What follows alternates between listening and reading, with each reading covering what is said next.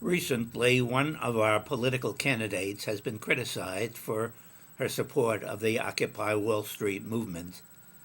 They have branded her as supporting a bunch of unruly people not willing to try to pursue their ends through legal action such as use of the ballot box. My view of this is different. I think this criticism was not fair. I've known some of these people, and I think many of them are rational, logical, middle-class people who are frustrated. They have tried conventional legal means, and in many cases they have not worked because of obstructional techniques applied by the opposition. So they have had to resort to what they've done, and I can't blame them for this. There's no other recourse that they could have gone to. Now, the problem was that the system is such as to not tolerate such differences, and we need to think about how the system could be different. I spend most of my life as a scientist, and I think in most cases scientific differences can be settled by rational, logical means.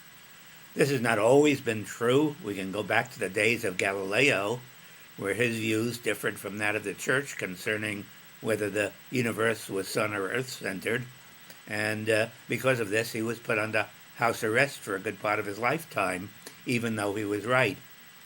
Further along, the situation got better, and Einstein's views in his days were different from those held by most classical physicists.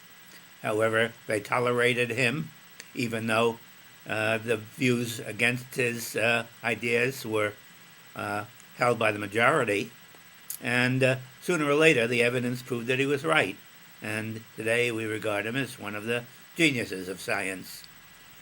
There have been some throwbacks in more recent times. Lysenko in Russia, for example, held views about the effect of environment on genetics, and these were in agreement with those of his country and their ideology, and they supported him, even though his views differed from those of the majority of the scientific community. It turned out that he was wrong, and I think most people realize this today, even the Russians. Now today we're faced with similar problems, that of global warming, and these are problems where there are controversy are those where the views have societal or religious implications, and people tend to be more emotional about them. And I like to see matters settled by rational rather than emotional means. Unfortunately, emotional reactions often get out of hand, and one saw this happen during the French Revolution when some good scientists such as Lavoisier got beheaded because of their views which were unpopular, and this was wrong.